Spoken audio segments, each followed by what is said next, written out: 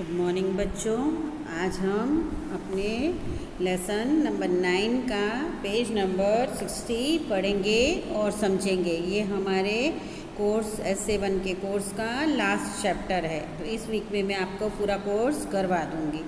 तो चलो अब हम ये पेज नंबर 60 पढ़ते हैं। जैसा कि मैंने आपको पहले बता दिया था कि चिन्नम्मा कौन थी, उसको किस चीज़ का दुख था, किस तरह उसकी छोटी बेटी जल गई थी और किस तरह बच्चों ने, आलोक ने, रोशन ने, सबने उसको मदद करने का प्लान बनाया था। तो देखो अब पेज नंबर 60 पर। और फिर वह यह भी सोचो कि चिन्नम्मा ने कितनी बार हमारी मदद की है। रोशन अपनी बात पर अड़ा रहा। जब आपको मैंने पेज नंबर 59 में बताया था ना कि चिराग चिल्लाता है कि मुझे तो पटाखे बहुत पसंद है, पर उनमें रोशन सबसे बड़ा होता है, सब उसकी बात मानते हैं। इसलिए रोशन कहता है कि यह भी तो सोचो कि चिन्नम्मा ने कितनी बार हमारी मदद हेल्प की है। और रोशन अपनी बात पर अड़ा रहा, यानी अपनी ही बात मनवाने के लिए कहता रहा। हाँ, चिराग ने सहमति जताई, यानी सहमति यानी हाँ में हाँ मिलाई। किसने बच्चों? चिराग ने। पिछले साल जब मम्मी का ऑपरेशन हुआ था तब वह आई थी और मेरे पास ही रुकी थी। अब चिराग बोलता है कि जब मम्मी का ऑपरेशन हुआ था तब चिन्नम्मा आई थी। चिराग कहता है जब लास्ट ईयर मेरी मम्मी का ऑपरेशन हुआ था तब चिन्नम्मा आई थी और वह मेरे पास ही रुकी थी। और जब मैं विद्यालय जा रही थी और एक कुत्ता मेरे पीछे पड़ गया था तब उसने अपनी परवाह बिल्कुल नहीं की थी। मुझे उससे बचाने के लिए वह दौड़ी चली आई थी। दीपा को याद आया। अब देखो बच्चों, उन बच्चों को भी सब कुछ याद आ रहा था कि किस तरह चिन्नम्मा ने उनको हर बात में मदद की थी। अब जैसे चिराग ने बोला कि उसने हमें मदद की कि मेरी मम्मी का ऑपरेशन हुआ था तो रात को मेरे पास रुकी थी। अब दीपा को भी याद आ रहा था कि जब मेरे पीछे कुत्ता पड़ गया था तो उन्होंने अपनी कुछ भी परवाह नहीं की, बिल्कुल परवाह नहीं की, यानी अपनी चिंता नहीं की और वह मुझे बचाने के लिए दौड़ी चली आई।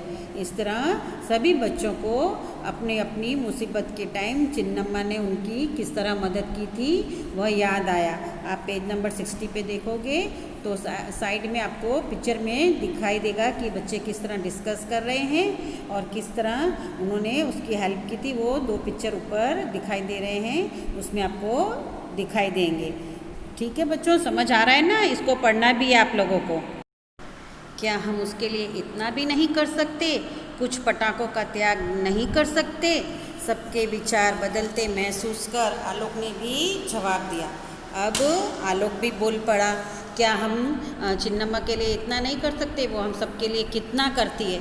क्या हम चिन्नम्मा के लिए पटाखों का त्याग नहीं कर सकते? ये कौन बोल रहा है बच्चों? यह कौन बोल रहा है? आलोक बोल रहा है। सबके विचार बदलते महसूस कर आलोक ने भी जवाब दिया, अर्थात आलोक ने भी जोर लगाया कि सबके विचार बदल रहे हैं तो सब अब किसी न किसी तरह से तो चिन्नम्मा को हेल्प करेंगे ही। हाँ, फिर पटाखों से होता भी क्या है? सिर्फ वायु और ध्वनि प्रदूषण होता है या सड़कों पर कूड़ा करकट जमा हो जाता है? ज्योति ने समझाया।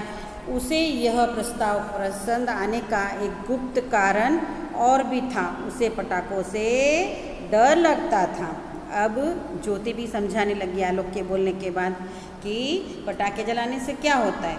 सिर्फ वायु और ध्वनि प्रदूषण होता है, यानी कि एनवायरनमेंट खराब होता है, हवा में प्रदूषण फैलता है। पटाखों के जलने से जो धुआं होता है, वॉइस पॉल्यूशन होता है। ध्वनि प्रदूषण यानी बच्चों वॉइस पॉल्यूशन। कूड़ा करकट यानी कचरा बढ़ता है। जैसे आप लक्ष्मी बम वगैरह तोड़ते हैं तो उसमें से आपको पता है कितना कागज़ निकलते हैं और वो उसके कचरा हो जाता है। जगह जगह उनके पटाखों के डब्बे जला देते हैं बच्चे, फुलझड़ियों की वो पीछे की जो डंडी होती है वो फेंक देते हैं। इस तरह से ज्योति ने सबको समझाया कि पटाखों से क्या होता है, वायु और ध्वनि प्रदूषण, एयर और नॉइज़ पॉल्यूशन होता है। और उसके पीछे एक बात और भी थी, गुप्त कारण यानी छुपा हुआ कारण भी था। आप समझ ही गए बच्चों जो हमने अभी रीडिंग। ज्योति ऐसा सब इसलिए भी बोल रही थी क्योंकि ज्योति को पटाखों से डर लगता था, इसलिए उसको ये प्रस्ताव पसंद आया कि इस बार हम पटाखे नहीं फोड़ेंगे और जो हमें पैसे मिले हैं वो पैसे हम चिन्नम्मा को दे देंगे। तो यही तय रहा। आलोक ने घोषणा की। घोषणा मतलब बच्चों अनाउंस किया, कल हम सभी अपने अपने पैसे लाएंगे और चिन्नम्मा को दे देंगे। अर्थात अब आलोक ने ये अनाउंसमेंट कर दी कि ये ऐलान कर दिया कि ये अब पक्का हो गया है कि कल सब हम अपने अपने घर से पैसे लाएंगे। कौन से पैसे बच्चों? जो मम्मी पापा ने पटाखे खरीदने के लिए दिए, और वो सब हम पैसा इकट्ठा करके चिन्नम्मा को दे देंगे, ऐसे आलोक ने कहा। सभी लोग सहमत थे, सिर्फ दीपक को छोड़कर। वह किसी भी तरह से यह मानने को तैयार नहीं था कि बिना पटाखों के भी दिवाली मनाना संभव है। संभव यानी बच्चों पॉसिबल। बाकी लोगों ने उस पर ध्यान न देने का निश्चय किया और अलग तरह की खुशी महसूस करते हुए घर चले गए। अर्थात सभी लोग तो सहमत थे, सब तो रेडी थे, सबकी परमिशन थी कि हाँ हम सब अपने अपने पैसे दे देंगे। पर कौन नहीं मान रहा था बच्चों? दीपक। वह किसी भी तरह से ये मानने को तैयार नहीं था कि बिना पटाखों के भी दिवाली मनाना संभव है। संभव यानी पॉसिबल। तो दीपक ही नहीं मान रहा था कि वो कह रहा था कि बिना पटाखों के कैसे दिवाली हो सकती है। दिवाली है तो पटाखे तो फोड़ने ही रहे। पर सभी लोगों ने अर्थात बाकी लोगों ने, बाकी दोस्तों ने उस पर ध्यान न देने का निश्चय किया। सोच लिया कि वह जो कह रहा है उस पर हम ध्यान नहीं देंगे और अलग तरह की खुशी महसूस करते हुए घर चले गए। और उनके मन में अलग तरह की खुशी थी। किस तरह की बच्चों? कि हम भी अब किसी की मदद कर सकते हैं, हम अपने पैसे चिन्नम्मा को दे देंगे तो चिन्नम्मा बहुत खुश हो जाएगी। अगले दिन शाम को जब चिन्नम्मा पार्क से होकर अपने घर जा रही थी, पार्क यानी बच्चों समझते हो ना, बगीचा, तभी बच्चों ने उसे बुलाया। अब अगले दिन शाम को जब चिन्नम्मा पार्क में से होकर अपने घर जा रही थी, सब काम खत्म करके, तभी सभी बच्चे उसको बुलाते हैं। रोशन उसके पास गया और अपने इकट्ठे किए हुए पैसे उसे सौंप दिए यानी दे दिए। रोशन उनके पास जाता है, चिन्नम्मा के पास, और जितने भी पैसे इकट्ठे किए थे वो सारे चिन्नम्मा को दे देता है। इसमें लगभग 2000 रुपये थे। चिन्नम्मा, अपने लड़की के इलाज के लिए इन्हें रख लो, इन्हें हम सभी लोगों ने तुम्हारे लिए जमा किया है, उसने कहा।